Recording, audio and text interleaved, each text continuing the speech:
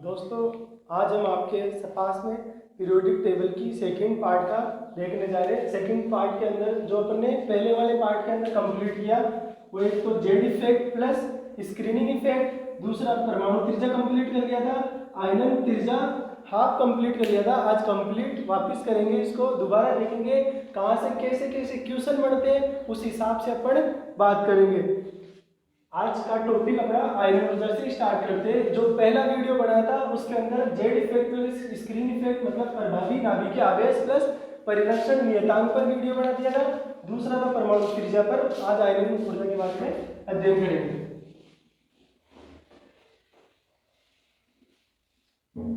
आयनन ऊर्जा, ionisation energy. Ionisation energy basically होती क्या है?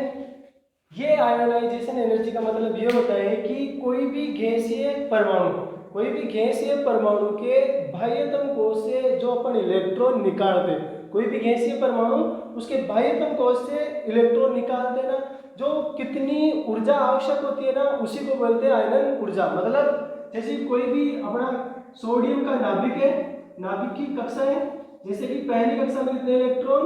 2 इलेक्ट्रॉन। दूसरी कक्षा में कितने इलेक्ट्रॉन? 8 इलेक्ट्रॉन। 1 2 3 4 5 6 7 और 8। तीसरी कक्षा में 1 इलेक्ट्रॉन। मतलब वह मिनिमम ऊर्जा, लिख देता हूं मैं, वह मिनिमम ऊर्जा जो रिक्वायर्ड होती है इस बाहरी कक्षा के इलेक्ट्रॉन को बाहर निकालने के लिए, उसे क्या बोलते हैं हम? आयनन ऊर्जा। क्या बोलते हैं? Ionisation energy. मतलब ये नाभिक है, इसका सोडियम का नाभिक, इसके बाहर की तरफ चारों ओर कक्षा के अंदर इलेक्ट्रॉन चक्कर लगा रहे हैं। इस चक्कर लगाते हुए जो बाहरी कक्षा है ना, उससे अपने को क्या करना है? इलेक्ट्रॉन बाहर निकालना है। मतलब एक इलेक्ट्रॉन बाहर निकाल दिया तो ये किसमें कन्वर्ट हो जाएगा? सोडियम प्लस के अंदर। सोडियम प्लस में क्यों कन्वर्ट हुआ? क्योंकि इसने 1 इलेक्ट्रॉन का दान किया है। कितने इलेक्ट्रॉन का दान किया है? 1 इलेक्ट्रॉन का दान। ये बाहरी कक्षा जिसमें से 1 इलेक्ट्रॉन था वो बाहर चला गया और इसका आकार क्या हो गया? कम हो गया। क्योंकि बाहरी कक्षा में 1 इलेक्ट्रॉन चक्कर लगा था, जिसको अपन मिनिमम ऊर्जा क्या देकर? आयनन ऊर्जा देकर इसको बाहर निकाल लिया। तो अपने का ये सोडियम का Na+ प्राप्त हुआ। क्या दिया अपन ने? आयनन ऊर्जा। इसे क्या बोलते हैं? आयनन ऊर्जा। आयनन ऊर्जा होती है जिसको अपन इलेक्ट्रॉन बाहर निकाल सकते हैं। अब कैसे कैसे अपन इलेक्ट्रॉनों को बाहर निकाल कर अध्ययन करते हैं। जैसे कि कोई भी गैसीय एटम है, ये ओनली फॉर गैसीय एटम में लागू होती है। जैसे कोई भी गैसीय एटम, जैसे कोई सा भी गैसीय परमाणु है, कोई सा गैसीय तत्व है, एम फॉर मेटल। एम का मतलब क्या है? तत्व। इससे अपन क्या देंगे? इसको आयनन ऊर्जा। आयनन ऊर्जा दी। आयनन ऊर्जा देने के पश्चात ये क्या करेगी? आयनन ऊर्जा इस तत्व के, इस मेटल के जो बाहरी कक्षा के अंदर जो इलेक्ट्रॉन चक्कर लगा रहा है, जी का मतलब होता है गैसीय, है ना। इस मेटल के बाहरी कक्षा के अंदर जो इलेक्ट्रॉन है उसको बाहर निकालने के लिए जो मिनिमम ऊर्जा की रिक्वायरमेंट होगी उसी को बोलते हैं अपन आयनन ऊर्जा। तो ये किसमें कन्वर्ट हो जाएगा? एम गैसीय फॉर्म के अंदर प्लस, बाहर से 1 इलेक्ट्रॉन निकाल दिया प्लस। जैसे कि सोडियम की बात कर रहे थे अपन, इसके पास कितना होता है? इसका परमाणु क्रमांक 11। इसके अंदर प्रोटॉन होते हैं और 11 ही इलेक्ट्रॉन होते हैं। परमाणु क्रमांक का मतलब क्या है? कि इसके अंदर 11 प्रोटॉन है, 11 इलेक्ट्रॉन है। तो नेट क्या हो गया? इसका आवेश उदासीन कैसे हुआ? 11 प्रोटॉन पर कौन सा आवेश? प्लस आवेश। इलेक्ट्रॉन पर कौन सा आवेश? माइनस आवेश। प्लस माइनस 0, उदासीन है। अब क्या कर रहे हैं अपन? इस लास्ट वाली कक्षा में से 1 इलेक्ट्रॉन बाहर निकाल दिए। 1 इलेक्ट्रॉन बाहर निकाल दिए तो क्या? 11 प्रोटॉन बचे और 10 इलेक्ट्रॉन बचे। तो अब नेट फोर्स आया, वो किसका आया? 1 + 1 का ज्यादा है तो +1। तो इसमें कौन सा आवेश आ गया? प्लस आवेश आ गया। समझ में आ गया? तो क्या ये प्लस आवेश प्लस ये इलेक्ट्रॉन बाहर निकल गया इलेक्ट्रॉन। अब दूसरी बात करते हैं अपन, क्या इसके अंदर और इलेक्ट्रॉन बाहर निकाल सकते हैं? हाँ। जैसे कि उसी को वापस पकड़ो, उस गैसीय तत्वों को वापस वापस पकड़ते हैं, उसको थोड़ी और ज्यादा ऊर्जा देते हैं, थोड़ी सी ज्यादा ऊर्जा और देते हैं, थोड़ी ज्यादा और ऊर्जा देंगे तो इसका जो बाहरी कक्षा में इलेक्ट्रॉन था वो और बाहर निकल जाएगा, किसमें कन्वर्ट हो जाएगा, M2 के अंदर, M2+ के अंदर। गैसीय अवस्था में जी का मतलब ये एक इलेक्ट्रॉन फिर बाहर निकल गया, समझ में आ गई। अब फिर इसको और एनर्जी देंगे, ये कौन सा M+2 अपने को प्राप्त हो गया था, कौन सा, ये गैसीय एटम, लिखना मत भूलना, IE3 ये किसमें चेंज हो जाएगा, M3 गैसीय एटम के अंदर, प्लस ये इलेक्ट्रॉन निकल गया बाहर। तो मतलब क्या है कि अपने कोई भी गैसीय तत्व है, कोई सा गैसीय तत्व परमाणु है, मेटल है, उसमें से कि इसका इलेक्ट्रॉन अपने को बाहर निकालना है, तो बाहर तो ऐसे तो निकाल नहीं सकते क्योंकि उसके अंदर जो प्रोटॉन होते हैं वो इलेक्ट्रॉनों पर कमांड बनाए रखते हैं, पकड़ कर रखते हैं। तो कुछ ना कुछ तो एनर्जी देनी पड़ेगी अपने को, कुछ ना कुछ एनर्जी देनी पड़ेगी, तभी तो इलेक्ट्रॉन बाहर निकलेगा। उत्तेजित अवस्था में तभी आएगा, जब तक ऊर्जा नहीं देंगे तब तक उत्तेजित नहीं होगा। अब अपने क्या इसको ऊर्जा दे दी, वो ऊर्जा क्या है अपने पास, आयनन ऊर्जा। कौन सी ऊर्जा है, आयनन ऊर्जा, आयोनाइजेशन एनर्जी, IE लिखते हैं इसको, शॉर्ट में IE लिखूंगा मैं। आयनन ऊर्जा देंगे तो किस में चेंज हो जाएगा, वो M+ के अंदर, क्योंकि इलेक्ट्रॉनों को लूज कर दिया, इलेक्ट्रॉन का त्याग कर दिया। जो भी इलेक्ट्रॉनों का त्याग करता है उस पर प्लस आवेश आता है, और जो इलेक्ट्रॉनों का ग्रहण करता है उस पर कौन सा आवेश आता है, माइनस आवेश आता है। तो अपन ने एक ऊर्जा दी जिससे इलेक्ट्रॉन बाहर निकल गया, जिसको बोलते हैं आयनन ऊर्जा फर्स्ट, आयोनाइजेशन एनर्जी फर्स्ट, फिर पहली वाली दी जिससे एक इलेक्ट्रॉन बाहर निकल गया। अब क्या इसके पास कितने हो गए, जैसे कि अपन सोडियम की बात कर रहे थे कि 11 प्रोटॉन थे, 11 इलेक्ट्रॉन थे। अब इसमें से एक तो बाहर निकाल दिया, माइनस हो गए, एक इलेक्ट्रॉन बाहर निकाल दिया, तो 11 प्रोटॉन हो गए और 10 इलेक्ट्रॉन हो गए। अब क्या हो गया, इसके अंदर प्लस आवेश आ गया एक। अब क्या ये प्रोटॉन इसके 10 इलेक्ट्रॉनों को आसानी से और मजबूती से पकड़ के रखेंगे, तो मतलब अब अपन ऊर्जा देंगे। अगर पहली वाली ऊर्जा दी, जितनी ऊर्जा पहले दी थी M+ बनाने में, तो वो ऊर्जा रिक्वायर्ड नहीं होगी, इलेक्ट्रॉन त्याग नहीं होगी, तो उससे कुछ ज्यादा एनर्जी देनी पड़ेगी, कुछ ज्यादा एनर्जी देनी पड़ेगी। तो इसीलिए अपन इसको क्या किससे दर्शाते हैं, आयोनाइजेशन एनर्जी सेकंड। सेकंड का मतलब यह है कि इसकी ऊर्जा, किसकी, IE2 की ऊर्जा IE1 से ज्यादा है, इसीलिए किसमें चेंज हो गया, M2+ के अंदर। अब क्या, अब ये इलेक्ट्रॉन, अब क्या इसके पास कितने इलेक्ट्रॉन लगे, 11 तो प्रोटॉन है और 9 इलेक्ट्रॉन लगे। अब क्या 11 प्रोटॉन 9 इलेक्ट्रॉनों को और मजबूती से पकड़ लिया। अब क्या अपने को फिर भी छुटवाना है, ब्रेकअप करवाना है इलेक्ट्रॉनों का, तो यहाँ से थोड़ी और ज्यादा ऊर्जा दो, और ज्यादा ऊर्जा दी तो क्या हो गया, M2 से M3+ के अंदर चेंज हो गया। अगर कोई पूछता है तो ये ऑर्डर पूछता है कि आयोनाइजेशन एनर्जी का क्रम बताइए।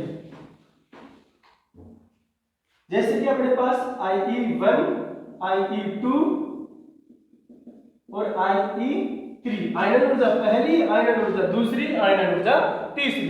तो इसके अंदर सबसे ज्यादा आयनन ऊर्जा किसकी होगी, ऊर्जा किसकी ज्यादा, तीसरे वाले की ज्यादा। क्यों, क्योंकि इससे इलेक्ट्रॉन अपन बाहर निकाल रहे, जो कि इससे कहीं ज्यादा ऊर्जा ज्यादा देगा, तभी तो इलेक्ट्रॉन बाहर निकलेगा ना, ऐसे तो निकल नहीं सकता। फिर बाद में किसकी, इसकी। और नहीं समझ में आया तो और देखो, जैसे कि कोई भी एटम है अपने पास, ऑक्सीजन का, ऑक्सीजन कितना आता है, 8 का आता है। इलेक्ट्रॉनिक विन्यास 1s2 2s2 2p4, 4 और 4 8। इसका कक्षा आरेख बना है, देखो ये किसका, ऑक्सीजन का, ये नाभिक आ गया किसका, ऑक्सीजन का। ये इसकी बाहरी कक्षा, कौन सी कक्षा, बाहरी कक्षा, ज्यादा बना दी, बाहरी कक्षा है। अब पहली कक्षा में कितने इलेक्ट्रॉन, 2 इलेक्ट्रॉन, दूसरी कक्षा में 8 इलेक्ट्रॉन चक्कर लगाते हैं, लेकिन पहली कक्षा में लिख दिया 2 इलेक्ट्रॉन। ये दूसरी कक्षा है, देखो 2, दोनों का एनर्जी लेवल भी सेम है, इसमें दूसरी n बराबर n का मान भी दूसरा, ये n का मान दर्शाता है, जो आगे न्यूमेरिकल वैल्यू है वो n का मान ही दर्शाती है। यहाँ पे जो 1s वाली थी, जो पहली कक्षा में अपन ने 2 इलेक्ट्रॉन भर के उसके कमरे कंप्लीट कर दिया, मतलब ये पहला कमरा किसका, ऑक्सीजन का पहला कमरा, पहले कमरे में 2 इलेक्ट्रॉन आते हैं, 2 आदमी आते हैं, 2 इलेक्ट्रॉनों को रख दिया। दूसरे कमरे में चलो, दूसरे कमरे में चलते हैं, तो इसमें तो 4 इलेक्ट्रॉन आ सकते हैं, तो 4 इलेक्ट्रॉन आ सकते हैं, तो इसके अंदर अपने 8 इलेक्ट्रॉन आ सकते हैं। अपने पास तो उपलब्ध 6 इलेक्ट्रॉन है, तो आसानी से भर देंगे 1 2 3 4 5 और 6। 6 इलेक्ट्रॉन भर दिए इसके अंदर। अब क्या करेंगे कि अपने को क्या इससे ऑक्सीजन से O+ में कन्वर्ट करना है। इस ऑक्सीजन को अपन कुछ ऊर्जा देंगे कि ये O+ में कन्वर्ट हो जाए। ध्यान रखना गैसीय परमाणु होना चाहिए, आइसोलेटेड गैसीय एटम होना चाहिए, तभी ये कन्वर्ट होगा M+ के अंदर। कोई भी सॉलिड कन्वर्ट नहीं होगा, न लिक्विड कन्वर्ट होगा न सॉलिड कन्वर्ट होगा तो कौन सा, गैसीय परमाणु। समझ में आया? अब इसको क्या आयनन ऊर्जा देंगे। आयनन ऊर्जा देंगे मतलब मिनिमम ऊर्जा। पहली ऊर्जा देंगे एक तो नॉर्मल, मतलब जो अपने पास 8 प्रोटॉन थे 8 इलेक्ट्रॉन गिन लो, 1 2 3 4 5 6 7 और 8 इलेक्ट्रॉन। और जो नाभिकों की संख्या प्रोटॉनों की संख्या दोनों बराबर होती है तो इसके अंदर 8 ही प्रोटॉन। अब 8 प्रोटॉन जो प्लस, प्रोटॉन पर कौन सा आवेश प्लस, इलेक्ट्रॉन पर कौन सा आवेश माइनस। इलेक्ट्रोस्टैटिक फोर्स भी बोलते हैं। ये जो बल होता है वो बल क्या करता है, इन दोनों को पकड़कर रखता है। मतलब एक तो प्लस का आवेश जिसको Q से दर्शाते हैं आवेशों को, एक माइनस का Q। तो ये डायरेक्टली जो बल होता है वो Q1 Q2 अपॉन इनकी दूरी के स्क्वायर के बराबर होता है। मतलब ये कौन सा फोर्स है जो इसके अंदर लग रहा है, कौन सा बल है ये, जो बल है वो कौन सा है, जो प्रोटॉन, जो अपना नाभिक प्रोटॉन है ना उसके और जो बाहरी इलेक्ट्रॉन है ना उसके मध्य लगने वाला बल। कैसे दिया जाता है, Q1 Q2 अपॉन R²। ये अपने काम का वैसे तो नहीं है, बस समझने के लिए इसको यहाँ पे दिखाया है। अब क्या करेंगे, इससे एक इलेक्ट्रॉन बाहर निकालेंगे। 8 प्रोटॉन 8 इलेक्ट्रॉन में से एक इलेक्ट्रॉन इसको अपन ने उत्तेजित करवा दिया। उत्तेजित करवाया तो ये इलेक्ट्रॉन का जंप कर जाएगा बाहर, किसी के साथ चला जाएगा। तो ये क्या हो गया, माइनस ऑफ इलेक्ट्रॉन। इलेक्ट्रॉन निकालने के लिए अपने को क्या देनी पड़ी, ऐसे थोड़ी पड़ा पड़ा निकल गया, तो इसको आयनन ऊर्जा देनी पड़ी। आयनन ऊर्जा मैं बोल रहा हूँ कुछ मात्रा में दे रहे हैं तो इसको आयनन ऊर्जा पहली फर्स्ट कर देते हैं। अब इसमें से किस में चेंज हो जाएगा, इसमें प्लस में 8 प्रोटॉन थे और कितने 7 इलेक्ट्रॉन रह गए। 8 प्रोटॉन और 7 इलेक्ट्रॉन रह गए। अब क्या इसके पास ये ऑक्सीजन का नाभिक, ये पहली कक्षा और ये दूसरी कक्षा। पहली कक्षा में 2 इलेक्ट्रॉन, पहला कमरा 2 इलेक्ट्रॉन। दूसरी कक्षा में वैसे तो 8 आ सकते हैं, अपने पास 6 थे, 6 में से भी एक बाहर निकाल दिया अपन ने। एक क्या कर दिया, लूज कर दिया, बाहर निकाल दिया, त्याग कर दिया एक इलेक्ट्रॉन का। कितने बच गए 5, 3 4 और 5 इलेक्ट्रॉन बच गए। तो अभी किसमें चेंज हो गया, ऑक्सीजन प्लस के अंदर। अब क्या, अब ये 8 प्रोटॉन 7 इलेक्ट्रॉनों के ऊपर आसानी से पकड़ बनाए रखेंगे, मजबूत से पकड़ बनाए रखेंगे। अब क्या, आकार भी छोटा होता जा रहा है। जैसे जैसे इसके पास में प्रोटॉन की संख्या तो ज्यादा, इलेक्ट्रॉनों की संख्या कम, मतलब ज्यादा प्लस है और माइनस की संख्या क्या है, कम। तो ये क्या करेगा, इसको पकड़ कर रखेगा। अब पकड़ के रखेगा तो इलेक्ट्रॉनों को बाहर निकालना आसान नहीं है। इलेक्ट्रॉनों का ब्रेकअप कराना मतलब अलग अलग करना आसान नहीं है। अब आसान नहीं है तो उसको क्या करेंगे, बाहर से ऊर्जा देनी पड़ेगी। बाहर से अपन जैसे ही ऊर्जा देंगे तो इलेक्ट्रॉन बेचारा अलग अलग हो जाएगा, इनका क्या हो गया, दोनों का ब्रेकअप। अब क्या, इससे ऑक्सीजन से भी अपन O2+ में कन्वर्ट कर सकते हैं। इसी को बोलते हैं अपन आयनन ऊर्जा। आई होप कि आयनन ऊर्जा समझ में आई होगी।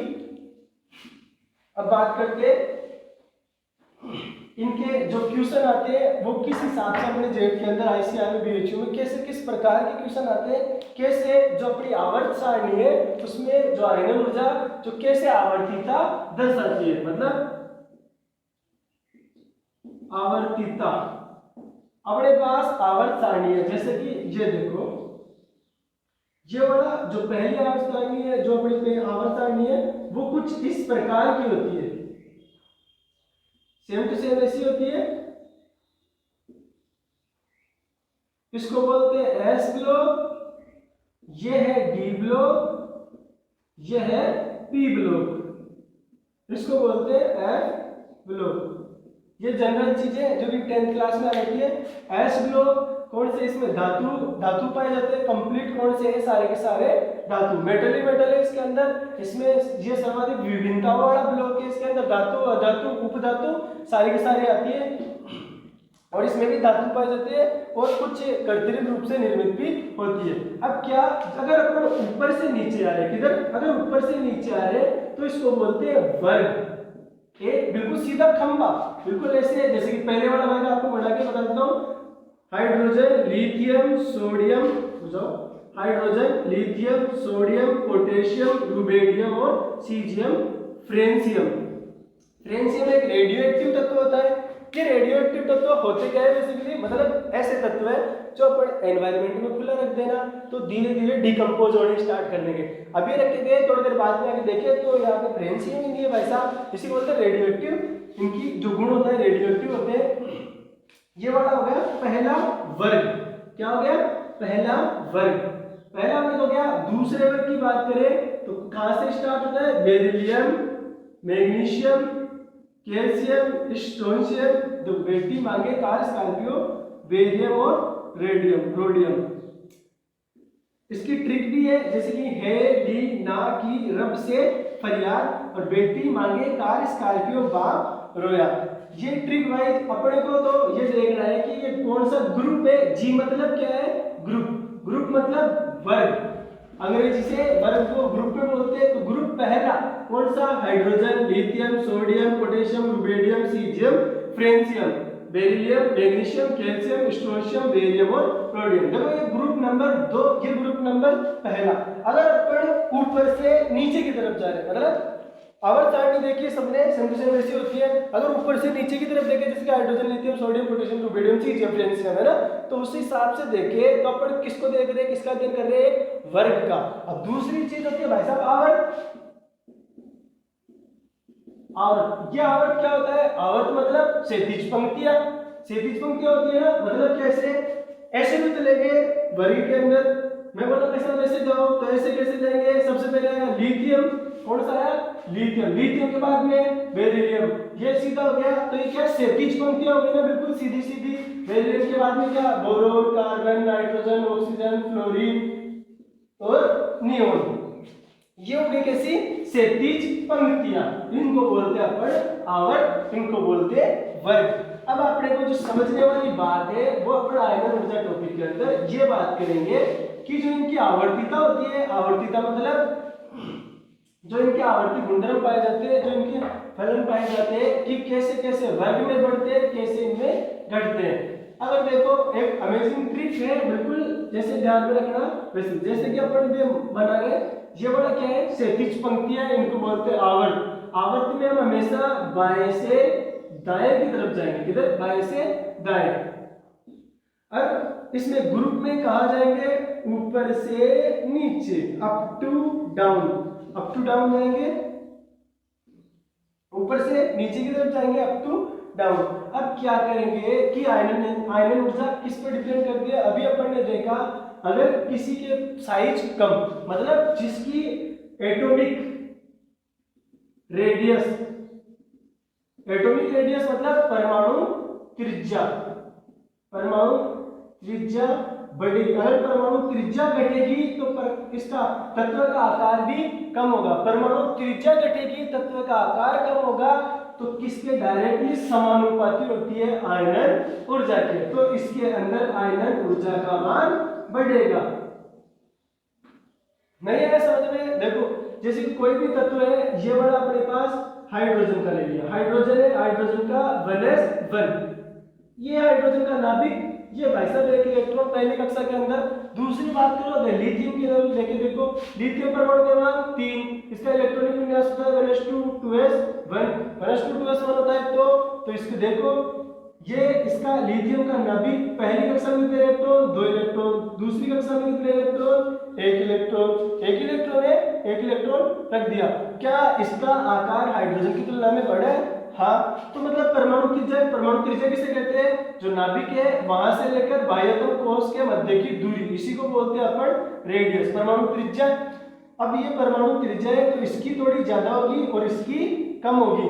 तो क्या होगा? साइज अगर अपन जाएंगे तो परमाणु त्रिज्या, अगर आवर्त के अंदर बाएं से दाएं जाए तो परमाणु त्रिज्या का मान घटता है। परमाणु त्रिज्या का मान लगभग कांस्टेंट बनी रहती है, नियत बनी रहती है, कम होती है और आयनन ऊर्जा का मान बढ़ता चला जाता है। अगर इसी हिसाब से अपन ऊपर से नीचे जाए, किसमें? वर्ग में। किसमें? वर्ग में। ये वाला कौन सा? आवर्त। वर्ग में ऊपर से नीचे जा रहे हैं तो क्या होगा? अपने आकार बढ़ेगा। आकार बढ़ेगा तो परमाणु त्रिज्या बढ़ेगी। परमाणु त्रिज्या बढ़ेगी, डायरेक्टली समानुपाती होता है, तो आयनन ऊर्जा कम होगी, आयनाइजेशन एनर्जी कम होगी। जैसे कि एग्जाम्पल है, एक एग्जाम्पल है सुपर एग्जाम्पल, जैसे कि कौन सा, lithium, sodium, lithium, beryllium, boron, carbon, nitrogen, oxygen, fluorine, neon. इससे पहले आपको एक चीज और बता देता हूं कि एक तो होता है इलेक्ट्रॉनिक विन्यास लिखना, सबको आता है, उसके अंदर एक तो होता है पूर्ण भरे कक्षक, एक होते हैं अर्धपूरित कक्षक। अर्धपूरित कक्षकों का स्थायित्व, अर्धपूरित कक्षकों का स्थायित्व, अर्धपूरित कक्षकों का स्थायित्व और पूर्ण भरित कक्षकों का स्थायित्व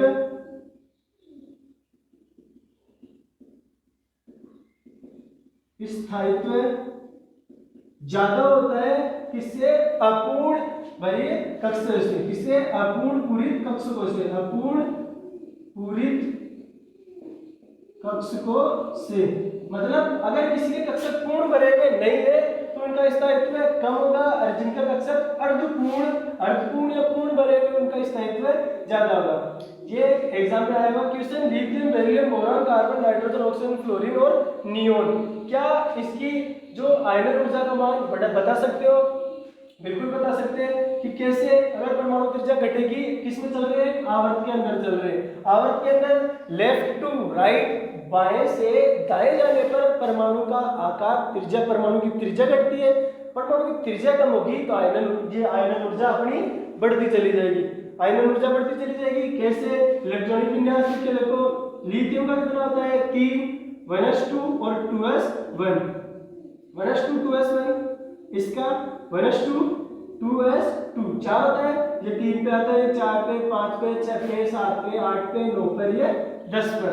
इसका लिख लिया। ये बोरोन कितना होता है 1s2 2s2 2p1, तो 2s2 2p1, इसका 2p1 हो गया, इसका हो गया 2s2 2p3, इसका हो गया 2s2 2p4, इसका हो गया 2s2 2p5, इसका हो गया 2s2 2p6,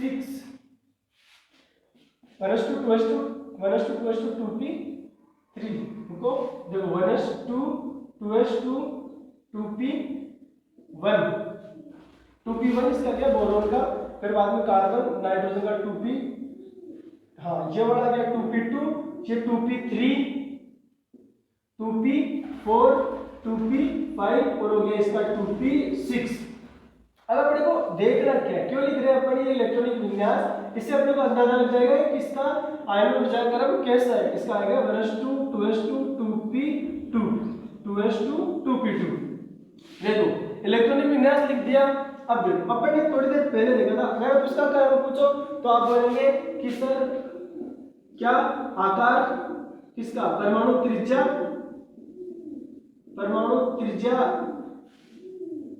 किसके अंदर, आवर्त के अंदर लेफ्ट टू राइट जाने पर क्या होती है, कम होती है। अब लेफ्ट टू राइट जा रहे कम हो रहे तो कम होती है, तो आयनन ऊर्जा क्या होगी, बढ़ेगी। आयनन ऊर्जा बढ़ेगी तो ये आयनन ऊर्जा बढ़ेगी तो ये वाला क्रम लिख दो, तो ये कैसा हो जाएगा, गलत। तो गलत के वो देखो जैसे दोबारा लिखता हूँ, lithium, beryllium, boron, carbon, nitrogen, oxygen, fluorine, ये नियोन। देखो ये वाला, देखो ये तो क्या कौन सा है, अपूर्ण, कौन सा है, बिल्कुल कक्षक पूरा बराबर नहीं है, अर्धपूरित है। ये देखो एक तो 2p1 2p2 2p3, नाइट्रोजन वाला इसका अर्धपूरित कक्षक कैसा है, अर्धपूरित है। अर्धपूरित एक तो ये रहा, अरे कौन सा हो गया, एक बेरिलियम बोरोन का कंप्लीट, बेरिलियम, इसका लिथियम का हो गया, बेरिलियम का ऐसे वनस्पति। ये पूर्ण पूरित, ये वाला कैसा है, पूर्ण पूरित, इसको मिटा देता हूं। ये वाला कैसा है, पूर्ण पूरित कक्षक। ये वाला कौन सा, अर्धपूरित कक्षक। तो पूर्ण पूरित और अर्धपूरित कक्षकों का स्थायित्व अपूर्ण पूरित कक्षकों के स्थायित्व से अधिक होता है। तो कैसा होगा इसका क्रम, इसका आंसर है लिथियम का कम, लिथियम के बाद में ये जस्ट इसके आगे भेज दो बस, लिथियम के बाद में बोरोन के बाद में बेरिलियम के बाद में कार्बन के बाद में ऑक्सीजन के बाद में नाइट्रोजन के बाद में फ्लोरीन के बाद में नियोन। कैसे? बस जस्ट इसके आगे भेज दो, जिनका पूर्ण पूरित और अर्धपूरित है उनको एक परमाणु आगे भेज दो। इसको आगे भेज दिया तो पहले आ गया बोरोन, पहले बोरोन आ गया, बाद में आ गया बेरिलियम, फिर बाद में आगे गए नाइट्रोजन, नाइट्रोजन को ऑक्सीजन के आगे भेज दिया, पहले कौन आ गया ऑक्सीजन, क्योंकि इससे कम होती है, क्योंकि ये अर्धपूरित है, आगे भेज दिया नाइट्रोजन। ये पूर्ण पूरित है, इसके आगे कोई है नहीं, इसलिए अपन ने दिखाया नहीं। ये इसका आंसर हो गया, ये बिल्कुल करेक्ट आंसर, इसमें एक्सेप्शन कोई नहीं है। केवल एक टॉपिक जो अपन देखे, अपूर्ण पूरित है, अर्धपूरित और पूर्ण पूरित कक्षकों का स्थायित्व अपने अपूर्ण पूरित कक्षकों के स्थायित्व से अधिक होता है, इसीलिए ये ऑर्डर ऐसा आएगा। जैसे कि अपन और बात करें,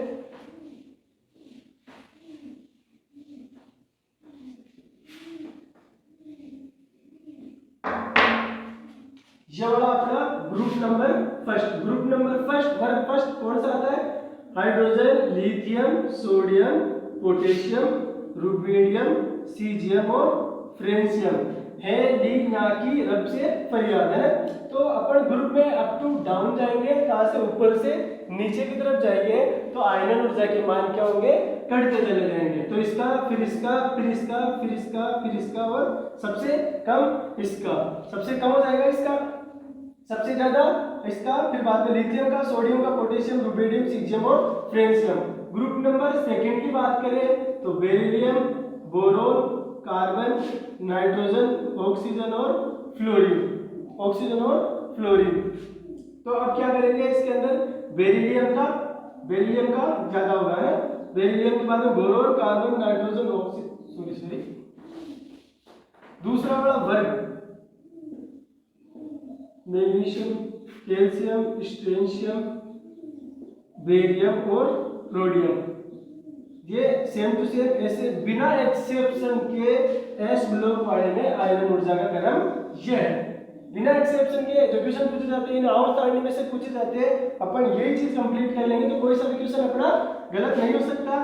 तो बिल्कुल बिना एक्सेप्शन के, बिल्कुल एक क्रम वाइज के अंदर S block complete, S block complete हो गया तो अपन चलते हैं किसमें? चले पी ब्लॉक में। पी ब्लॉक की बात करते हैं। पी ब्लॉक में कौन कौन से आते हैं? Boron family, first family, group number तीसरा, ग्रुप नंबर तीसरा ये, वैसे तो 13वां ग्रुप बोलते हैं, ग्रुप नंबर तीसरा डालने पर ये कौन सी है? Boron family. बोरोन फैमिली कौन कौन सी है? जैसे कि बोरोन, एल्यूमिनियम, गैलियम, इंडियम और थेलियम। अभी थोड़ी देर पहले बताया था कि जो परमाणु त्रिज्या के हिसाब से दोनों बढ़ते बढ़ते हैं, तो इसकी ऊर्जा इससे ज्यादा होगी। तो क्या होगा इसका क्रम? पहले आएगा बोरोन, बोरोन के बाद में आएगा गैलियम, गैलियम के बाद में एल्यूमिनियम, फिर आएगा इंडियम, फिर आएगा थेलियम। ये हो गया पहले वाले का। फिर बाद में आएगा दूसरा कार्बन, सिलिकॉन, पीबी और एसएन। इसके अंदर एक्सेप्शन है, पहले आएगा लेड आएगा, बाद में आएगा टिन। इसी के अंदर एक तो ग्रुप नंबर 13 के अंदर, एक ग्रुप नंबर 14 के अंदर केवल यहाँ एक्सेप्शन है, एक यहाँ एक्सेप्शन है, बाकी सारे एडिटिव हो जाएंगे। ग्रुप नंबर 13, 14, 15 वाला nitrogen, phosphorus, bismuth. Group number 16 oxygen family,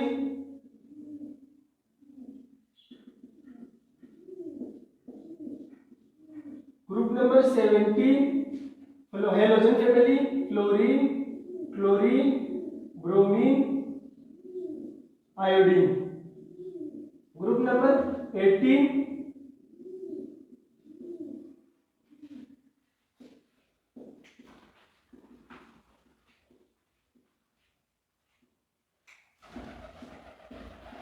ये ग्रुप नंबर 18, ये कंप्लीट पी ब्लॉक का याद रखना है। एक तो ग्रुप नंबर 13 बोरोन फैमिली के अंदर जो परमाणु त्रिज्या क्रम है सेम टू सेम उसी हिसाब से, और दूसरा इसके अंदर जो टिन और लेड है इसके अंदर थोड़ा सा अपवाद पाया जाता है, बाकी सारे के सारे एज इट इज होते हैं।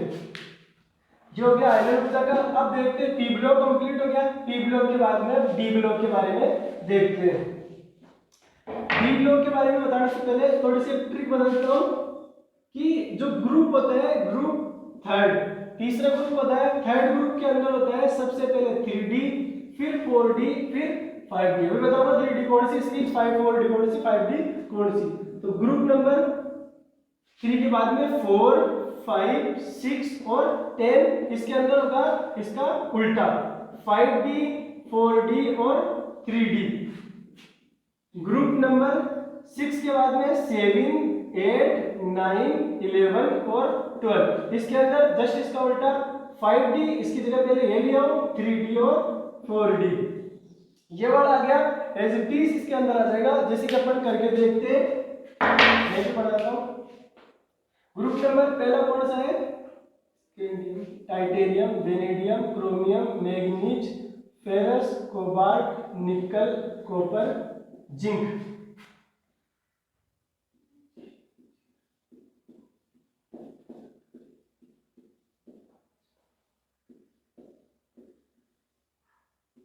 कैडमियम,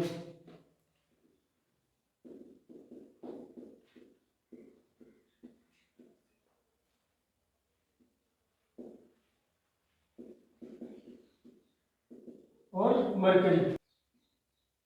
अब यहां से ये वाला आ गया डी ब्लॉक।